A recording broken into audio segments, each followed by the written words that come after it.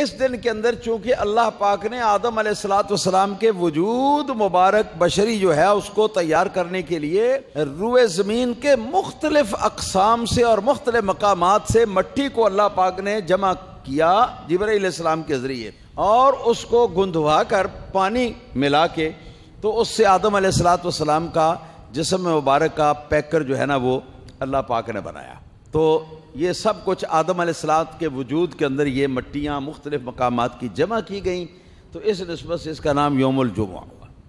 پھر ایک چیز اور بھی جمع ہوئی، میں حدیثیں پڑھ کے آپ کو سنا رہا ہوں، یہ سب احادیث میں جو میں بیان کر رہا ہوں، اس میں کوئی کہانی قصہ والی بات وہ جو ہے نا جو لوگ بیان کرتے ہیں وہ والی چیز کوئی نہیں ہے، کوئی افسانہ نہیں ہے، کوئی ناول نہیں ہے، حدیثیں ہیں نبی پاک صلی اللہ علیہ وسلم۔ ایک حدیث پاک کے اندر آیا کہ سرکار دو عالم صلی اللہ تعالی علیہ وآلہ وسلم ارشاد فرماتے، آدم علیہ السلام کی اولاد کے اندر تا قیامت جتنے افراد جس بھی قسم کے ہو جن کو پیدا ہونا تھا، تو ان کا بیج اللہ پاک نے حضرت آدم علیہ السلام کی ریڑھ کی ہڈی جو ہے جسم کی، جہاں پر نیچے جا کے تو وہ ختم ہوتی ہے نا، ایک موٹا سا منکا آ جاتا ہے، ٹھیک ہے کہ نہیں، اور اس کے نیچے پھر تھوڑی سی وہ ذرا پتلی ہوتے ہوتے تھوڑی سی نیچے جا کے 1 انچ یا تھوڑی سی آگے جا کے تو وہ ختم ہوتی ہے باریک سی ہو کر، اس کو کہتے ہیں دمچی۔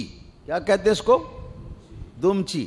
دم تو آپ سمجھتے ہیں نا دم کیا ہوتی ہے، جانوروں کی جو دم ہوتی ہے یہی ریڑھ کی ہڈی جو ہے نا ان کی، یہی جا کے تو یہاں پیچھے جا کے تو وہ ختم نہیں ہو جاتی، یہ جہاں پر ان کے وہ جسم کے اندر مکمل ہو جاتی ہے نا وہ جسم کے حصے کے اندر، تو وہاں پر یہ ختم نہیں ہوتی، بلکہ آگے جو جانوروں کی دم ہوتی ہے نا اس کے اندر یہ ریڑھ کی ہڈی، اس کے مورے چھوٹے چھوٹے چھوٹے پھر آگے اور چھوٹے ہوتے ہوتے ہوتے ہوتے اس کی دم کے اندر یہ چلے جاتے ہیں۔ یہ تو آپ کو پتہ ہے نا جی، ہاں جی، دم کے اندر بھی مورے ہوتے ہیں چھوٹے چھوٹے چھوٹے چھوٹے چھوٹے چھوٹے، پھر آگے جا کے تو وہ نرم بھی ہو جاتے ہیں، اتنے نرم کہ اگر اس کو پکائیں تو اس کو آپ چبا کے کھا بھی سکتے ہیں۔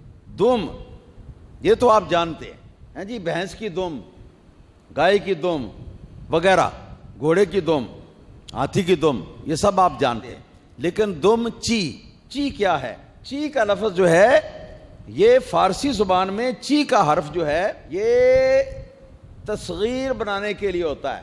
دانش صاحب سمجھ رہے ہیں، تصغیر بنانے کے لیے، آپ بھی سمجھ رہے ہیں قاضی صاحب بھی، تصغیر کا معنی کیا ہوتا ہے؟ تصغیر کا مطلب ہوتا ہے کہ لفظ کے اندر ایسی تبدیلی کرنا کہ اس کے اندر چھوٹے پن کا مفہوم پیدا ہو جائے۔ میں مثال دیتا ہوں آپ کے معاشرے سے، دیگ آپ نے دیکھی ہوئی ہے، کیوں جی؟ آپ بتائیے کتنی بڑی ہوتی ہے؟ کیوں جناب؟ کم از کم اتنی تو ہوتی ہے، اس سے اور بڑی بھی ہوتی ہے دیگ۔ اور ایک لفظ ہے دیگچا، دیگ کے آگے چا لگا دو، چا، تو چا کا معنی کیا ہے؟ چھوٹے کا۔ دیگ کا معنی دیگ، وہ تو دیگ آپ جانتے ہیں، اور دیگچا اس کا معنی ہے کہ چھوٹی دیگ۔ اور ایک لفظ ہے دیگچی، وہ پھر کیا ہے؟ وہ جو دیگچا ہوتا ہے نا وہ اس کے مقابلے میں یہ بہت چھوٹی ہوتی ہے دیگچی۔ تو اسی طرح دم چی، جہاں یہ مورے جو جہاں جا کے تو موٹے مورے، بڑے مورے جو ہیں یہ ختم ہوتے ہیں نا، آگے پہ چھوٹے شروع ہو جاتے ہیں، پھر اور چھوٹے ہوتے ہوئے وہ تقریباً اتنا سارا اور نیچے جا کے تو وہ چونچ سی کی شکل رہ جاتی ہے، اور پھر وہ بند ہو جاتی ہے، مکمل ہو جاتی ہے۔ اس کو کہتے ہیں دمچی۔ اس دمچی کے اندر آدم علیہ السلام کے جسم مبارک میں سرکار فرماتے ہیں کہ جتنی نسل آدم علیہ السلام کی ہونی تھی سب کے بیج، یعنی سب کے جسمانی وجود کے لیے ایک ذرے کا آپ کو پتہ ہے کتنا بڑا ہوتا ہے ذرہ؟ کیوں جناب؟ کبھی ذرہ دیکھا ہے؟ کیوں بھائی؟ کمرہ ہو ایک، بند ہو ہر طرف سے، تھوڑا سا اس کا ایک جگہ سوراخ ہو، اس سوراخ میں سے سورج کی دھوپ اندر آتی ہو، تو اس کو اگر آپ دیکھیں دھوپ کے اندر تو چھوٹی چھوٹی چیزیں جو ایسے اس کے اندر نہ دوڑتی پھرتی ہیں، نظر آتی ہیں نا، وہ ہوتے ہیں ذرے۔ پھر آپ کو یہ بھی سمجھ آئی کہ اس کا وجود بالکل، کہتے ہیں جو ذرہ نہ چیز، یعنی اس کا وجود جو ہوتا تو ہے مگر کچھ بھی نہیں ہوتا، کچھ بھی نہیں ہوتا کا مطلب کیا ہے کہ نہ اس کو جگہ کی ضرورت ہے زیادہ، نہ اس کا کوئی وزن ہوتا ہے. تو اس طرح ذرے آدم علیہ السلام کی تمام اولاد کے لیے اللہ پاک نے وہ بھی مٹی سے ہی پیدا کروائے، بنوائے. اور اس میں مٹیاں جو ہیں وہ مختلف اقسام کی جو مٹیاں، ان میں سے جو اللہ پاک کو منظور تھا کہ جس کے جو بیج کے اندر وہ کون سی مٹی رکھوانا چاہتا ہے، کون سا رنگ رکھوانا چاہتا ہے، کون رنگ کی مٹی، کون سے ٹیسٹ کی مٹی ہے جی، خوشبودار، بدبودار، اچھی، بری، وہ اللہ پاک نے وہ ذرات بیج کے طور پر انسان کے جسمانی وجود کے لیے وہ سارے آدم علیہ السلام کی اولاد کے اکٹھے کیے، اور اکٹھے کر کے آدم علیہ السلام کی دمچی کی ہڈی میں ان کو رکھ دیا. سمجھ آ گئی بات کہ نہیں آئی؟ اور ان سب کو بھی جمع کیا گیا نا.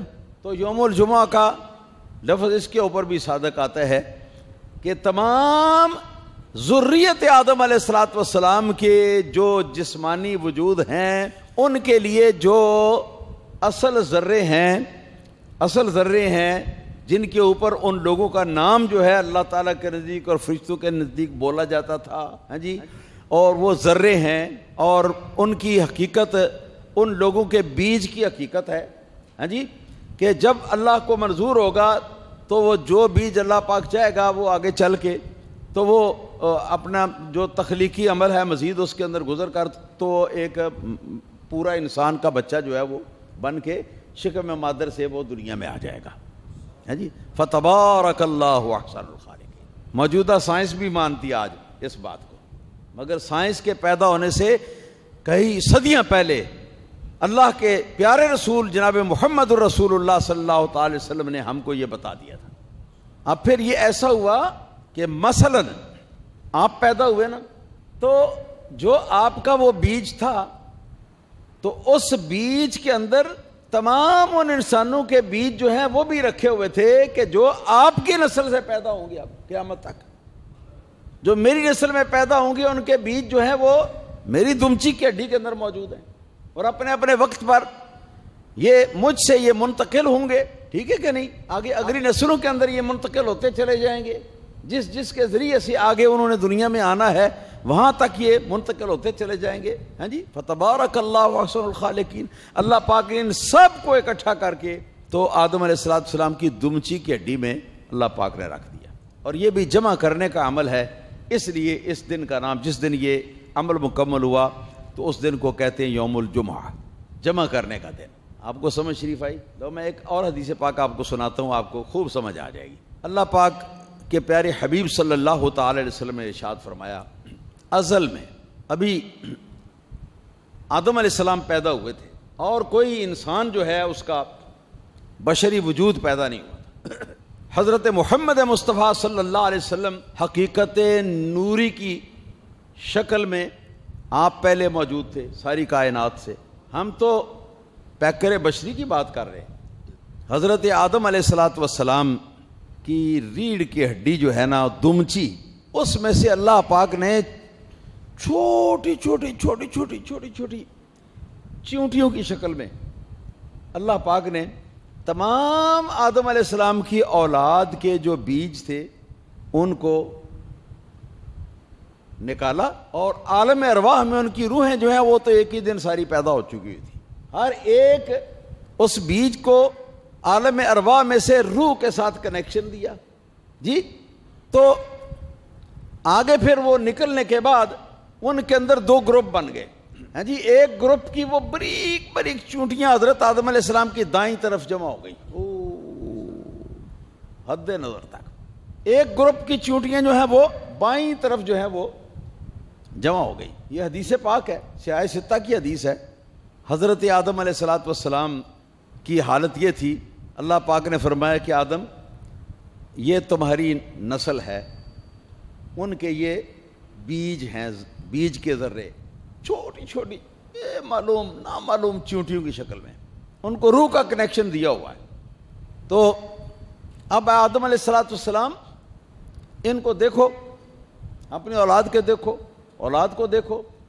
تو آپ نے جب دائیں طرف دیکھا تو اللہ پاک نے ارشاد فرمایا کہ اے آدم آپ کی یہ اولاد جو ہے یہ ساری کی ساری جنت میں جائے گی۔ حضرت آدم علیہ السلام نے الحمدللہ رب العالمین پڑھا، یا اللہ پاک شکر ہے تو نے میری اتنی اولاد جو ہے اس کو جنتی بنایا ہے جی۔ پھر فرمایا کہ اے آدم اب ذرا اس طرف والی اپنی اولاد کو دیکھو۔ آدم علیہ السلام نے بائیں طرف جب دیکھا تو آدم علیہ السلام کے دیکھنے کے ساتھ ہی اللہ پاک کی طرف سے بتایا گیا کہ اے آدم آپ کی اولاد میں سے یہ سارے جہنمی ہیں، یہ ان کے ذرات ہیں، ان کو روحوں کے کنیکشن دے کے جیسے چونٹیاں چلتی ہیں اس طرح ان کے اندر چلنے کی قوت پیدا کی ہوئی ہے، یہ سارے جہنمی ہیں۔ تو حضرت آدم علیہ السلام رونا شروع ہو گئے۔ یہ اولاد جو ہوتی ہے آدمی کے وجود کا حصہ ہوتی ہے، اور آپ کو پتہ ہے اس کی خوشی میں جو ماں باپ ہیں ان کو سرور حاصل ہوتا ہے، خوشی حاصل ہوتی ہے، اور جب ان کے اوپر کوئی مسئلہ بن جائے، معاملہ بن جائے ایسا، تو پھر افسردگی ہوتی ہے، ماں باپ کو پریشانی ہوتی ہے۔ تو وہی پریشانی اس طرف دیکھ کر شادمانی، اس طرف دیکھ کر پریشانی، یہ ہوا۔ اور پھر سیدنا آدم علیہ نبینا علیہ الصلوۃ والسلام کو دکھانے کے لیے اللہ پاک نے کیا کیا، ان کو پھر جمع کیا، اکٹھا کیا، فرمایا کہ جتنے بنی آدم ہیں سارے اب یکجا ہو جاؤ۔ یکجا ہوئے تو پھر کیا ہوا، ثم کلمہم ربہم قبولا، قرآن پاک میں آتا ہے نا جی، اللہ تعالیٰ نے ان کے ساتھ بات شروع کی۔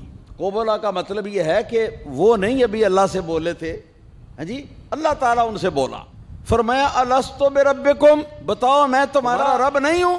قالوا بلا، تو سب نے کہا کہ کیوں نہیں مولا، تو ہمارا رب ہے۔ یہ عہد لینا تھا اس وقت۔ تو حضرت آدم علیہ السلام آپ نے یہ دیکھا کہ کچھ آپ کی اولاد کے ذرے باریک باریک باریک باریک ذرے ہیں، مگر وہ ان کے اوپر روشنی جو ہے نا وہ دکھائی دے رہی ہے جیسے کہ چراغ ہوتے ہیں۔ یہ حدیث پاک کا ترجمہ کر رہا ہوں، کہ سورج چراغوں کی طرح ان کے اوپر روشنی نظر آ رہی ہے۔ تو آدم علیہ السلام نے پوچھا کہ یا اللہ پاک یہ کوئی ہے، کوئی ٹاما ٹاما ٹاما ٹاما اس کے اوپر یہ روشنی نظر آ رہی ہے، کیا وجہ ہے اس کی؟ تو اللہ پاک نے ارشاد فرمایا کہ اے آدم یہ تمہاری اولاد میں سے میرے نبی اور رسول ہیں، تو ان کو اس وقت سے ہم نے نور دیا ہے، اور یہ نوری ہیں، نور والے، ان کے ذرات جو ہیں وہ بھی نوری بن گئے۔ پیدا یہ ذرے مٹی سے ہوئے تھے، لیکن اللہ پاک نے ان کو نور کے اندر مدغم کر دیا، یہاں تک کہ یہ بھی نور بن گئے، ہاں جی۔ اور پھر ان میں سے ایک ذرہ وہ تھا کہ جس کے اوپر بہت زیادہ نور تھا۔ پوچھا مولا یہ کیا وجہ ہے، یہ کیا اس کی حقیقت ہے؟ رب تعالی نے فرمایا کہ تمہاری اولاد میں سے محمد صلی اللہ تعالی علیہ وآلہ وسلم کا یہ بشری ذرہ ہے، اس کے اوپر زیادہ نور نظر آ رہا ہے، یہ سارے تیری اولاد میں جتنے نبی ہوں گے ان سب کا سردار ہوگا۔ یہ ساری باتیں حدیثوں کے اندر آئی ہیں۔ پھر دائیں طرف والے آدم علیہ السلام کا دیکھ کے خوش ہونا، بائیں طرف والے آدم علیہ السلام کا دیکھ کے رو پڑنا، یہ ساری باتیں ہیں۔ تو پھر ان سب کو جمع کر کے آدم علیہ السلام کی ریڑھ کی ہڈی کے آخر میں دومچی کے اندر ان سب کو پھر ڈال دیا گیا۔ وہاں سے پھر نسل انسانی کے اندر یہ منتقل ہوتے ہوئے چلے آ رہے ہیں اور قیامت تک یہ چلے جائیں گے، ٹھیک ہے نہیں؟ تو چونکہ یہ سارے آدم علیہ السلام کا جب پیکر خاکی بنایا تھا، اس پیکر کے اندر یہ سارے جمع کر کے رکھے تھے، تو جمع کرنے کے عمل کو ملحوظ رکھتے ہوئے فرمایا یوم الجمعہ، جی ہفتے کے دن عمل تخلیق کائنات مکمل ہوا، یوم السبت نام رکھا۔ سبت کا معنی کیا ہے؟ ختم کرنا کسی چیز کو، مکمل کرنا۔ اس کے بعد پہلا دن جب اگلا آیا، اتوار کا دن تھا، ہم عام اتوار کہتے ہیں، اللہ پاک نے اس کا نام یوم الاحد رکھا، پہلا دن۔ پھر دوسرا دن آیا جس کو ہم سوموار کہتے ہیں، اللہ پاک نے اس کا نام رکھا یوم الاثنین، دوسرا دن۔ پھر منگل یوم الثلاثاء، تیسرا دن۔ پھر اس کے بعد چوتھا دن آ گیا جس کو ہم بدھ کہتے ہیں، تو اس کا نام اللہ پاک نے رکھا یوم الاربعاء۔ اس کے بعد پھر پانچواں دن آ گیا جس کو ہم جمعرات کہتے ہیں، اللہ پاک نے اس کا نام رکھا یوم الخمیس، پانچواں دن۔ آگے جو جس کو ہم جمعہ کا دن کہتے ہیں، یہ بنتا تھا چھٹا دن، اس کو چھٹا نہیں کہا بلکہ اس کو یوم الجمعہ کہا، اس نسبت مناسبت سے کہ آدم علیہ السلام کے وجود پیکری وجود جو خاکی ہے اس کی مٹی کو روئے زمین کے مختلف اقسام سے مختلف مقامات سے اس دن میں جمع کر کے مکمل کیا تھا. ان کا پیکر خاکی اس دن میں بنایا تھا، پھر اس میں روح پھونکی تھی، اور یہ ان کی آگے جو نسل ہے نا، ساری نسل کے ذرات جو ہیں ان کی ریڑھ کی ہڈی کی اخیر میں دومچی کے اندر اللہ پاک نے رکھے تھے. یہ بھی سب کا جمع کرنے کا عمل ہے، اس لیے یوم الجمعہ رکھا ہے اس کا نام. اور حدیث پاک کے اندر آیا ہے ان یوم الجمعۃ فیہ خلق اللہ آدم، یہ جمعہ کا جو دن ہے اس دن میں اللہ پاک نے آدم علیہ السلام کو پیدا کیا، یعنی ان کی پیدائش کا کام جو ہے وہ مکمل کیا. تو اس لیے اس کا نام یوم الجمعہ یعنی اکٹھا کرنے کا، جمع کرنے کا دن. ٹھیک ہے جی. تو آدم علیہ السلام پیدا ہوئے اس دن میں، تو کہہ دو نا کہ یہ دن یوم میلاد النبی ہے صلی اللہ علیہ وسلم. آدم علیہ السلام نبی ہے نا، اور ولدہ کا لفظ حدیث پاک کے اندر آیا کہ جمعہ کے دن وہ ان کی ولادت ہوئی، میلاد ہوا، تو یہ جمعہ کا دن یوم میلاد النبی ہے صلی اللہ تعالی علیہ وسلم. اور اس میں یہ بھی حکمت نبی پاک صلی اللہ علیہ وسلم نے سمجھا دی، اور اس بات کو ہمارے ائمہ محدثین میں سے جو ائمہ صوفیہ ہیں انہوں نے اس کی وضاحت کر دی.